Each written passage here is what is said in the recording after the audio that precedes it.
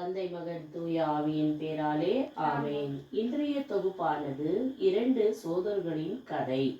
Now Adam and Eve will have to work hard for their food and clothes.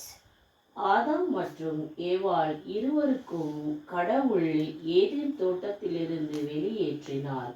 பின்பு அவர்கள் இருவருக்கும் தங்களுடைய தேவைக்கான உணவுக்கும் உடைமைக்கும் மிகவும் கஷ்டப்பட்டு கொண்டிருந்தார்.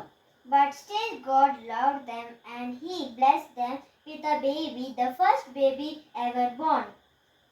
ஆனால் ஆண்டவர் அவர்களை மிகவும் அன்பு செய்து கொண்டிருந்தார். பிறகு அவர்களுக்கு பிள்ளைகளின் ஆசீர்வாதத்தை அளித்து பிள்ளைகளை கொடுத்தார். They named their first baby Cain, and after that they had another baby. They named him Abel. ஒருவர் பெயர் காயன், இன்னொருவன் பெயர் ஆபேல். Gayan When Cain grew older, he became a farmer. Gayan அவன் வளர்ந்த பிறகு அவன் ஒரு விவசாயி ஆனான். When Abel grew up, he became a shepherd. He used to take care of the sheep. இன்னொருவன் ஆடு மேய்ப்பனானான். அவன் மிகவும் ஒரு நல்ல ஆடு மேய்ப்பனாய் வளர்ந்தான். So it happened one day the Cain and Abel brought gifts to God to thank him for all the good things he had done for them. பின்பு ஒரு நாள் இருவரும் கடவுளுக்கு காணிக்கை செலுத்துவதற்கு தேவையான மிகவும் சிறந்த பொருட்களை கொண்டு போனார்கள். Cain brought some of the things he had grown. Abel brought the first lamb born to one of his sheep. அதில் காயன் சில பூமியில் மேல் வளர்ந்த பயிரை கொண்டு போனான். ஆபேல் தான் வளர்த்த அதிக மிகவும் சிறந்த ஒரு ஆட்டுக்குட்டியை எடுத்து கொண்டு சென்றான். God was happy with Abel's gift because he saw that Abel really wanted to please him, but God wasn't too happy with Cain's gift. இதை பார்த்த ஆண்டவர் ஆபேல் கொடுத்த காணிக்கை கடவுளுக்கு மிகவும் சந்தோஷம் அடைந்தது. ஆனால் காயன் கொடுத்ததை அவருக்கு பிடிக்கவில்லை. Cain felt jealous and became angry. இதனால் காயன் மிகவும் பொறாமை கொண்டு கோபம் அடைந்தான். God warned Cain, "Why are you scolding?"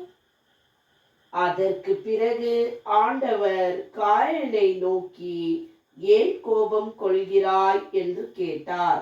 You will be happy only if you always do what is right. அதற்கு பின்பு ஆண்டவர், நீ செய்தது சரியா என்று காயனிடம் கேட்டார். Bad thoughts will ruin your life. இதனாலேயே உனது வாழ்க்கை அழிந்து போகும் என்றார். But Cain didn't listen to God. One day Cain invited Abel to work with him in the fields. ஆனால் இந்த ஒரு வார்த்தையை காயன் ஒரு பொழுதும் கேட்கவில்லை. பின்பு அவன் தன்னுடைய சகோதரனான ஆபேலை தனது வயலுக்கு அழைத்து கொண்டு போனான். As they reached a lonely place, Cain attacked him and killed him. பின்பு அவன் காயனை தனிமையான இடத்திற்கு அழைத்து கொண்டு போய் அவனை கொன்று போட்டான். Later that day, God asked Cain, "Where is your brother Abel?" பின்பு கடவுள் காயனை நோக்கி, எங்கே உன்னுடைய சகோதரன் ஆபேல் என்றார். How should I know? Cain replied, "Am I supposed to take care of my brother?" அதற்கு அவன், என்னிடத்தில் ஏன் கேட்கிறீர்கள் என்று சொல்லி பிறகு அவனுக்கு, நான் என்ன பாதுகாவலனா என்றான். But God knows the terrible thing that Cain had done. ஆனால் கடவுளுக்கு அவன் செய்த தீமை தெரிந்தது போல் கடவுள் சொன்னார். God said to him, I can see your brother's blood on the ground. அதற்கு கடவுள் சொன்னார், உன்னுடைய சகோதரனின் இரத்தத்தை பூமியில் சிந்தியதை நான் பார்த்தேன் என்றார். Because you have spilled your brother's blood on the ground won't grow crops for you anymore. பின்பு கடவுள் சொன்னார், உன்னுடைய சகோதரனின் இரத்தம் பூமியின் மேல் சிந்தியதால் இனி பொழுது எப்பொழுதுமே நீர் உன்னுடைய நிலத்தின் மேல் எதுவும் வளர்க்க முடியாது என்று கூறிவிட்டார். Now you will have to wander far away to find your food. இனிமேல் நீ உன்னுடைய உணவை அலைந்து திரிந்து உண்ண வேண்டும் என்று கட்டளையிட்டார். Cain said, Lord, my father will kill me if he came to know what I have done. அதற்கு காயன் சொன்னான், கடவுளே, என் தந்தையே, இனிமேல் நான் அலைந்து திரியும் பொழுது அனைவரும் என்னை பார்த்தால் கொன்று போடுவார்களே, என்ன செய்வது என்று கூறினான். God put a special mark on Cain as a warning to others not to kill him.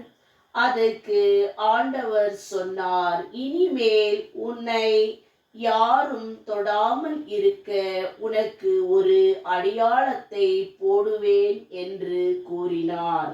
After that, Cain went away and lived in a land east of Eden. பின்பு காயேன் ஆபேல் இருந்த ஒரு இடத்திலிருந்து வெளியே ஏறி சென்றான். ஆமென். உருவான இறைவா, இதோ இந்த இரவின் வேளையில் ஆண்டவரே, இதோ இந்த ஜெபத்தை, இந்த கதையை கேட்கிற அனைத்து மக்களுடைய தேவைகளை நீர் பூர்த்தி செய்தருளும். அனைவர் மேல் நீர் இரக்கமாயிரும் ஆண்டவரே. இதோ சகோதர சகோதரிகளையும் நீர் ஆசீர்வதித்தருளும்.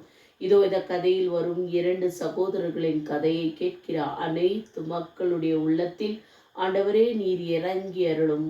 யார் யார்கள் தன்னுடைய தேவைகளை கேட்கிறார்களோ அனைத்து தேவைகளை நீர் பூர்த்தி செய்தருளும். ஒவ்வொரு குடும்பங்களிலும் ஒவ்வொரு குழந்தைகளையும் வாலிப பிள்ளைகளையும் நீர் ஆசீர்வதித்தருளும் சுவாமி. இந்த வேளையில் இதோ இந்த சிறு பிள்ளை உன்னுடைய தூய்மையான வார்த்தையை படித்ததற்காக இதோ பரிசுத்தமான ஆசீர்வாதத்தை அந்த குழந்தை மேல் விழந்து செய்தருளும் சுவாமி. இதை பார்த்து கொண்டிருக்கும் அனைத்து மக்கள் மேலும் உன் கரங்கள் பாய்ந்து ஓடட்டும். ஒவ்வொருவரையும் தொட்டு நீர் ஆசீர்வதித்தருளும். பரலோக தகப்பனே, உன் வார்த்தை எந்த இடத்திலே ஆண்டவரே புதுப்பிப்பார்களோ அந்த இடத்தில் அனைத்து மக்கள் மேல் நான் இறங்கி அவர்களை ஆசீர்வதிப்பேன் என்று சொன்னீரே. இதோ இந்த வேளையில் ஆண்டவரே, இதோ இந்த ஜெபத்தையும் இதோ இந்த வார்த்தையை கேட்கிற அனைத்து குடும்பங்களின் மேலும் நீர் இரக்கமாயிரும். ஒவ்வொருவரையும் தொடும். ஒவ்வொரு குழந்தைகளையும் வாலிப பிள்ளைகளையும் சிறு வயதான குழந்தைகளையும் பரிசுத்த பாலகனைகளை அனைவரையும் நீர் தொட்டு ஆசீர்வதித்தருளும். ஆண்டவரே, நீர் வரும் காலம் வரும் பொழுது அனைவர் உள்ளம் உன்னுடைய உள்ளங்களில் சேர்ந்து அவர்களை ஆசீர்வாதத்தின் உள்ளமாக மாற்றி அருளும். பரலோக தகப்பனே, இதோ இந்த வார்த்தை கேட்கிற ஒவ்வொரு குடும்பத்தின் மேல் நீர் இரக்கமாயிரும். ஆவியானவரே, அனைவர் மேல் அசைவாடும். அனைவர் குடும்பங்களில் சந்தோஷம் சமாதானத்தை நிலைக்க செய்தருளும். ஒவ்வொரு குடும்பங்களில் இருக்க ஒவ்வொரு குழந்தைகளை விசேஷமாக உன் கரங்களில் ஒப்பு கொடுக்கிறேன் ஆண்டவரே. இதோ ஆபேலையும் காயனையும் நீர் பாதுகாத்தவரே சுவாமி. காயன் செய்த அந்த தீமையை நீர் அழித்து ஆளும் ஆண்டவரே. அவனுக்கு ஒரு மன்னிப்பை கொடுத்து அவனை நீர் ஆசீர்வதித்தவரே. இதோ ஆபேலை நீர் சம்பூர்ணமாக ஆசீர்வதித்து ஒரு சிறந்த ஒரு மேப்பனாக அவனை நீர் கண்டீரே சுவாமி. அவ்விதமே ஒவ்வொரு குழந்தைகள் மேலும் பரிசுத்தமான கரங்கள் பாய்ந்து ஓடட்டும். அவர்களை நீர் ஆசீர்வதியும். ஒவ்வொரு குழந்தைகளுடைய வாழ்க்கையின் வரலாறை நீர் புதுப்பித்தருளும் சுவாமி. இந்த வேளையில் ஒவ்வொரு குடும்பங்களில் ஒவ்வொரு குழந்தைகளையும் வாலிப பிள்ளைகளையும் நீர் விசேஷமாக ஆசீர்வதியும். அவர் செய்யும் காரியத்தில் அவர் செய்யும் காரணங்களில் நீர் நின்று அவர்களை ரட்சித்து பாதுகாத்தருளும். என் ஆண்டவராகிய இயேசு கிறிஸ்துவின் நாமத்தினாலே ஜெபிக்கிறேன் எங்கள் நல்ல பிதாவே, ஆமேன். விண்ணுலகில் இருக்கிற எங்கள் தந்தையே, உமது பெயர் தூயதென போற்ற பெருக, உமது ஆட்சி வருக, உமது சித்தம் விண்ணுலகில் நிறைவேறுவது போல மண்ணுலகிலும் நிறைவேறுக. எங்கள் அன்றாட உணவை இன்று எங்களுக்கு தார, எங்களுக்கு எதிராக குற்றம் செய்வோரை நாங்கள் மன்னிப்பது போல எங்கள் குற்றங்களை மன்னி, எங்களை சோதனைக்குள் படுத்தாதியும் தீயோமிலிருந்து எங்களை விடுவித்தருளும். ஆமேன். அருள் நிறைந்த மரியே வாழ்க, ஆண்டவர் உம்முடனே, பெண்களுள் ஆசி பெற்றவள் நீரே, உம்முடைய திருவயிற்றின் கனியாகிய இயேசுவும் ஆசி பெற்றவரே. புனித மரியே, இறைவனின் தாயே, பாவிகளார்க்கு எங்களுக்காக இப்பொழுது எங்கள் இறப்பின் வேளையில் வேண்டிக் கொள்ளும். ஆமேன். தந்தைக்கும் மகனுக்கும் தூய ஆவியாருக்கும் ஆட்சி உண்டாவதாக, தொடக்கத்தில் இருந்தது போல் இப்பொழுதும் எப்பொழுதும் என்றென்றும் இருப்பதாக. ஆமேன். இயேசுவுக்கே புகழ், இயேசுவுக்கே நன்றி. மரியே வாழ்க. தந்தை, மகன், தூய ஆவியின் பெயராலே. ஆமேன்.